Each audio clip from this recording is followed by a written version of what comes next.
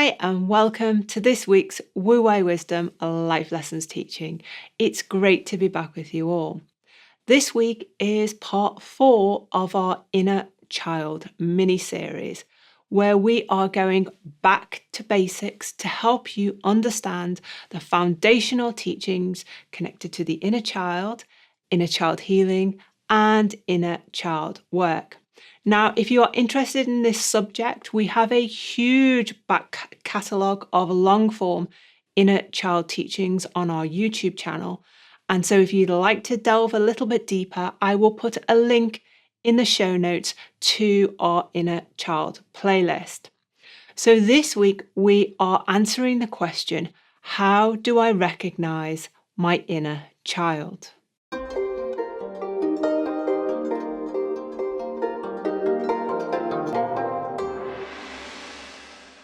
Okay, David, so what are the first signs we need to look out for when we're trying to recognize our inner child? Those emotional feelings, those extreme red light emotional feelings, particularly if you call it being scared, being frightened, being overwhelmed. This is the part of the mind that we're calling the inner child, screaming out for help and guidance and assistance. So therefore, as we do in these videos, we're trying to recalibrate the way you view these feelings, not as something to avoid, not as a negative, but maybe as something that can help you reconnect back to your inner child and have that healing and that education that it so badly needs. Okay, so we're looking out for those extreme emotional feelings. Now, for some people, they could experience anger, frustration, resentment, like a kind of a willfulness, an inner kind of tension and churning. For other people, they may experience fear, sadness, guilt, loneliness, hopelessness. Almost like so we're talking about almost like a yin and a yang. A pendulum, the emotional pendulum again. Well, is it the case that some people have a more angry inner child or a more frustrated inner child, and then other people just have a more sad, withdrawn, lonely type of inner child? I think that's an interesting question, Alex, because I don't think there's a definite answer to that. I think it's about the character of the person, but I also think it's about what they experience in their childhood. So if they've been brought up in an environment that's very angry, very yangy, very outgoing, very shouty, then they will tend to lean towards that side of the pendulum. Not always, because they can sometimes do the direct opposite. And therefore, if they grow up in a household that's very kind of watch your words, you can't speak out of turn, so they could swing or they'll go the one way. And this is really what you have to identify. And this is what a lot of people find very confusing about the inner child. It can easily swing to one extreme or the other. Sometimes in a blink of an eye, it can be very angry and then end up crying, or be crying and then end up angry. So it's this pendulum, the yin and the yang swinging.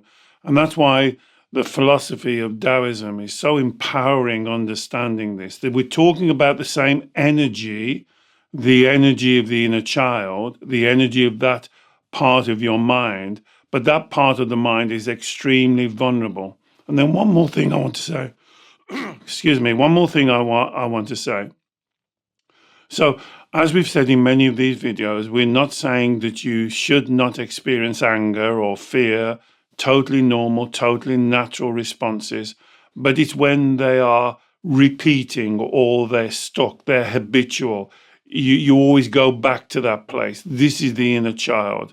If when there's a problem at work, at home, with your family, with your friends, and then that overpowering feeling keeps repeating and repeating, this is definitely the inner child. So would you say that it's not uncommon for people and their inner child, that part of their mind, to often, just like a child does, swing between emotional extremes?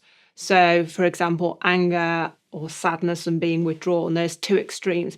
But I think what I've heard you say there, David, is that we tend to have a propensity to go for one or the other as the main default. Yes, we can do it. As I can, I'm a little bit reluctant to give you a definite here Yeah. because from my experience working with clients, this energy imbalance can swing very fundamentally, very quickly. I think you're probably right, and I think I would go along with it. We have a propensity to go with one thing, but not always, and it's the more that I want you to focus on, the more of the swinging nature between one and the other. So, for instance, I can have lots of clients that will come to me and say they're a victim. They feel very that the world's against them. But as you're talking to them, you experience this underlining rage, I would call it, and it only takes a word for this rage to erupt like a Yeah. volcano.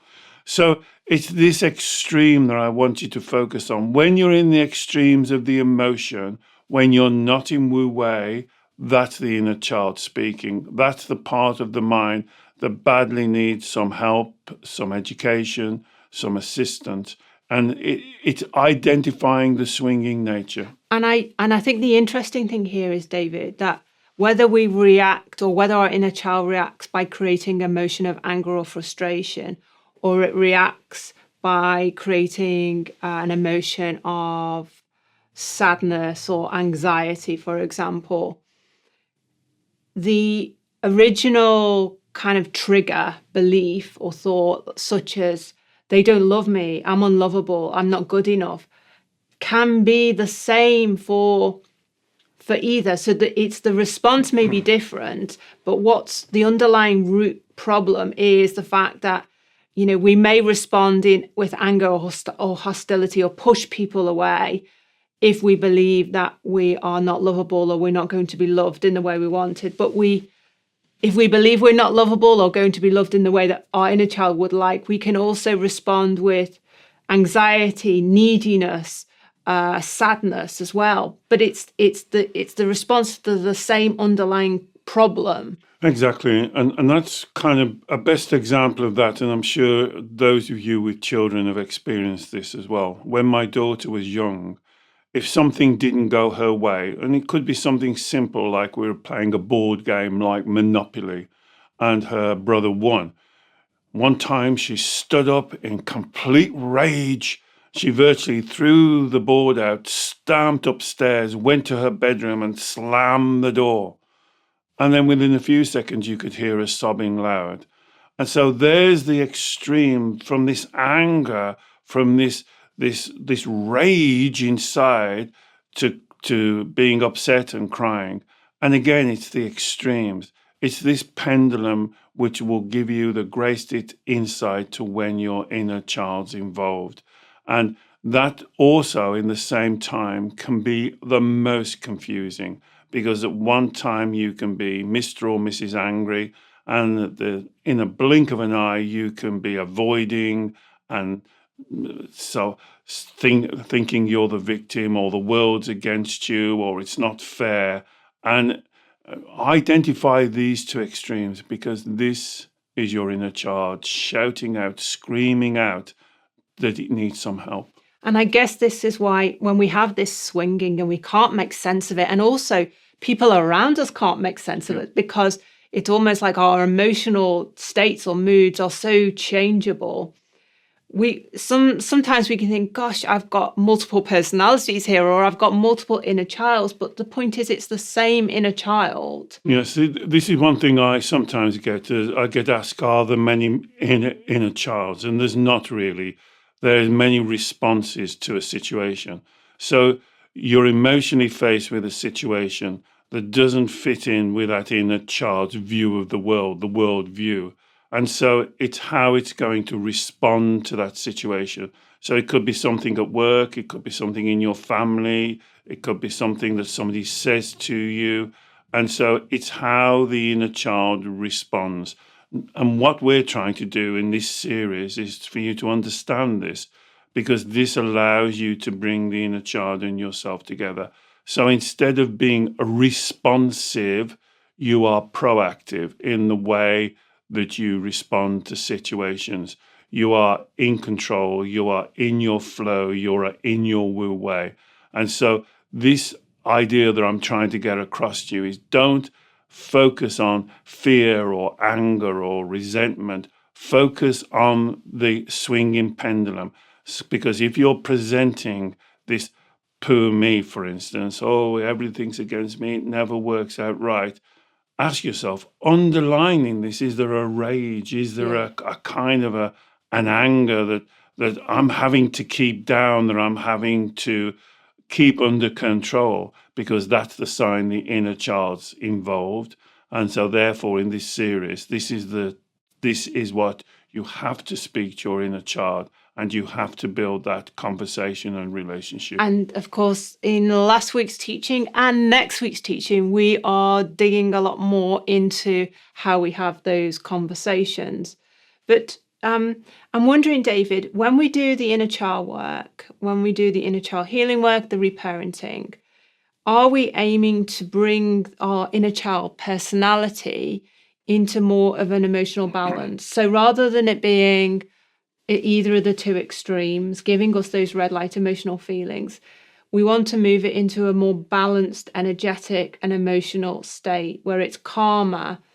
And is that then, when we achieve that through doing the inner child work, do we then experience an inner child which has more positive qualities? That's such a wonderful question there, Alex, because at the beginning of that question, you conflated two things. You conflated emotion and personality. And this is what a lot of the inner child does. It doesn't see their personality as something that's unique and wonderful to them.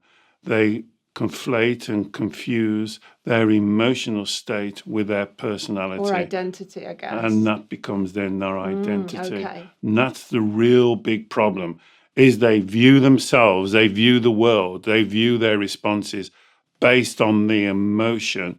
And if you take one thing away from this mini-series, it's teaching your inner child that they are the creator of their emotions. For that particular reason that you've just said, they confuse their personality, and they will call themselves, I am an angry person, I am a resentful person, I am a fearful person, I am a sensitive person, I am this person. And they mix up their emotions with their personality. So let me go over it again. You create your emotions. You create them. You cannot identify with those emotions because you can change the emotion. And that's one of the most valuable and life-changing lessons that you can teach your inner child. And that's what you should be focusing on. When you understand it, when you're in the middle of this swinging pendulum, when you're getting confused, you've got to take a breath, you've got to drop your shoulders.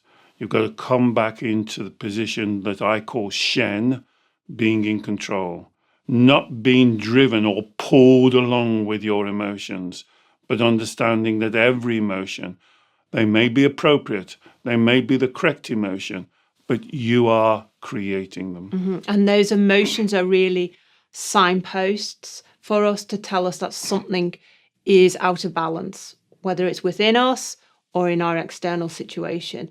They are not, as you say, they shouldn't be our kind of guiding light. They shouldn't be our identity. We shouldn't be living our life through our emotions.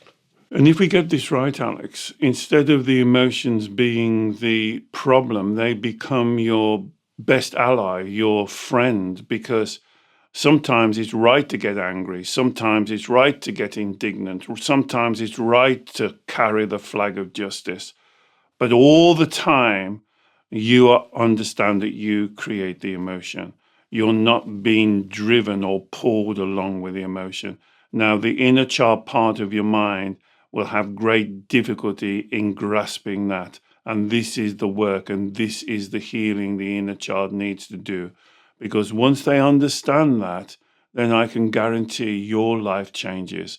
It doesn't mean to say you become less passionate. It doesn't mean to say you become less determined. In fact, I would say you become more passionate and more determined because it's coming from a much more solid grounding foundation. Remember that thing I said a couple of sessions ago about whether you build your life on the rock or whether you build it on moving, shifting sand. If you build your life on emotions, you're building your life on shifting sand that you can get washed out at any time. Build it on rock, on what you believe, why you believe it. Build it on truth, honesty, and integrity. And help and bring that inner child that they can look to you to move forward together as a team. Great, thank you, David. And I just want to ask you, because so we've talked about the emotional experiences that or states that our inner child may exhibit, and how to understand that it's still the one singular inner child. Now, when people begin to do this inner child work, I know you always say most of the time when you work with your clients, their inner child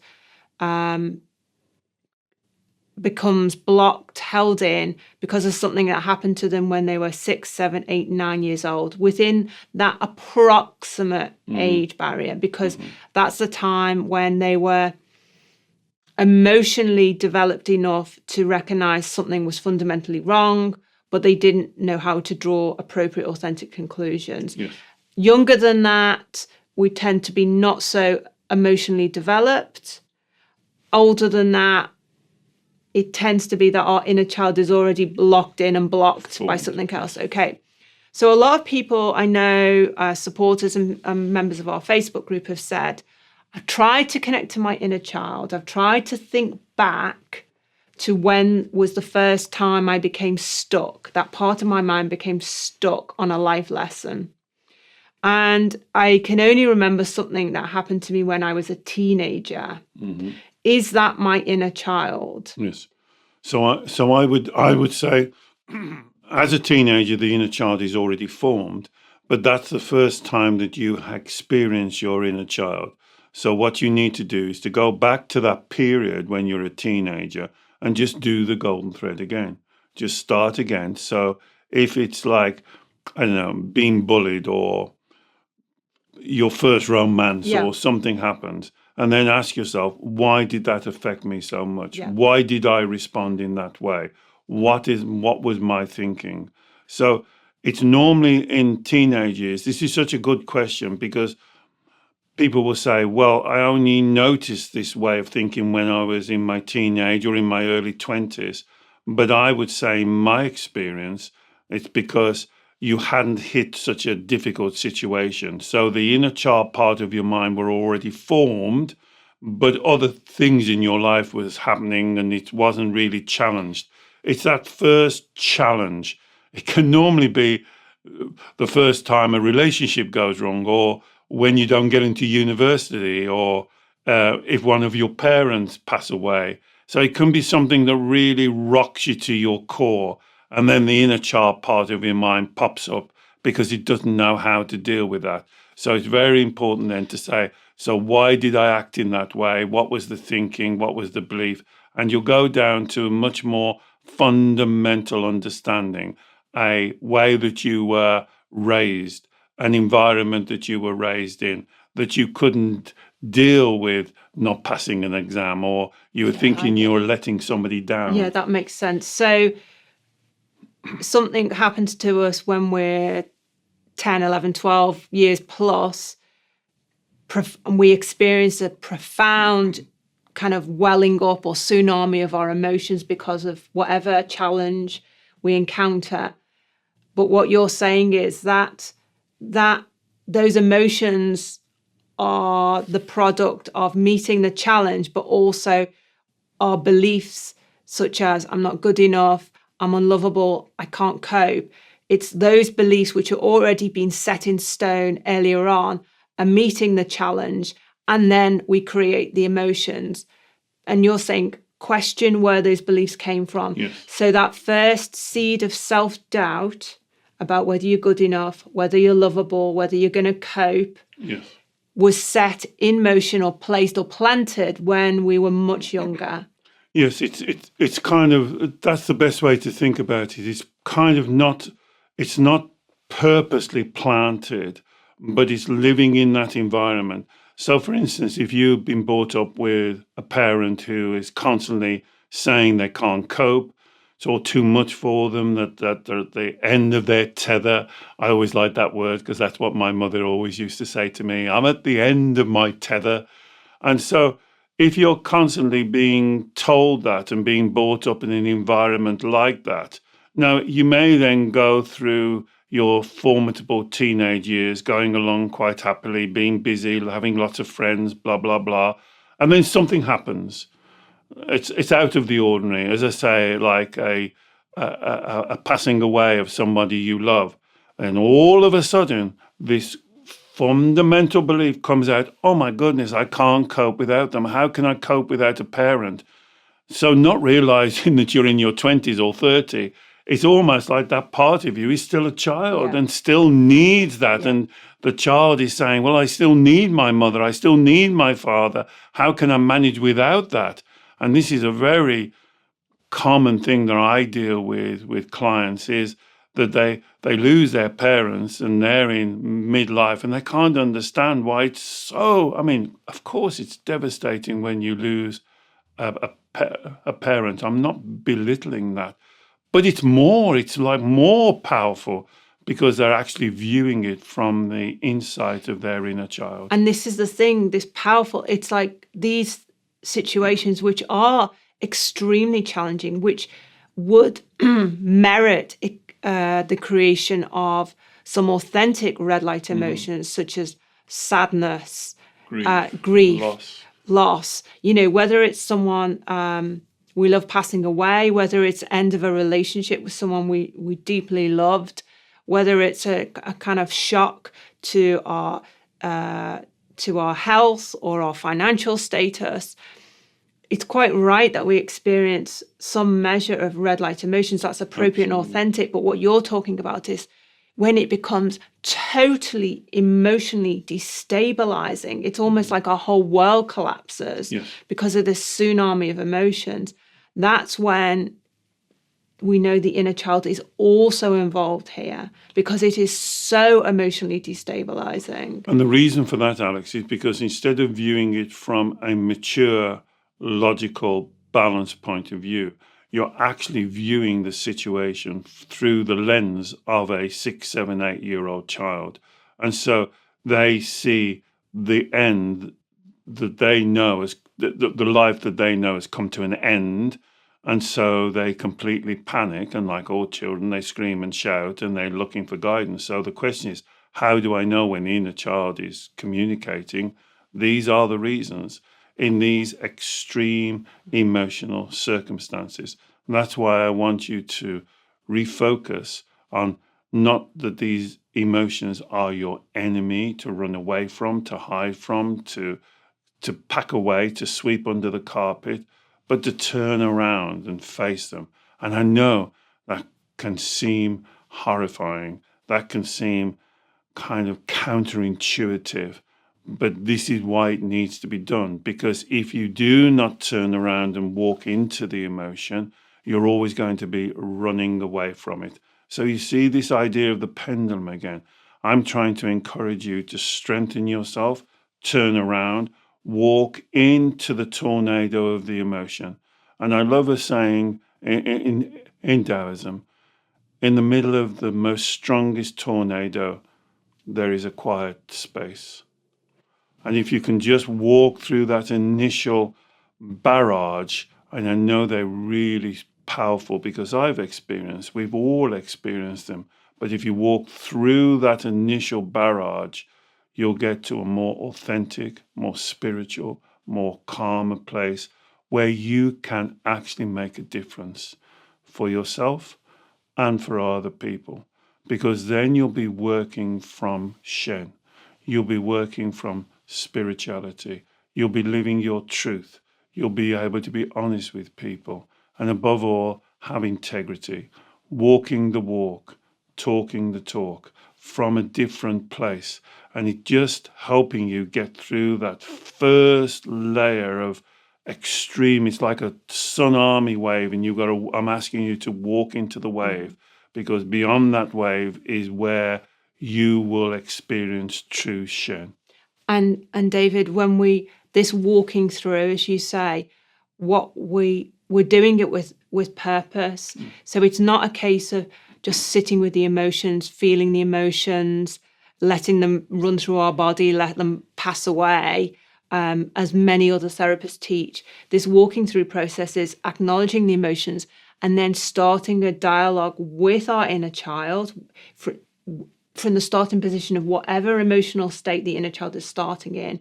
And then, as we discussed last week, asking the questions, opening up the conversation. And through the conversation, we can then get to the bottom, to the root cause of the issue, which we can resolve with our inner child. And then that takes us to that quiet central space you're talking about, that place of authenticity, inner peace, inner calm, balance, and harmony. Well, if you like that analogy of the wave, and I often use this with my clients, it's not walking into the wave without knowledge, without understanding, without the strength of Shen.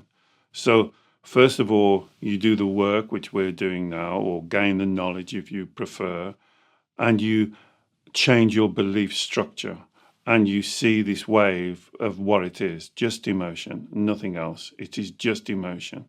And you walk through that wave with it, as you said, Alex, with a different sense of purpose, with the kind of the shield of truth, honesty, and integrity, with the shield of Shen.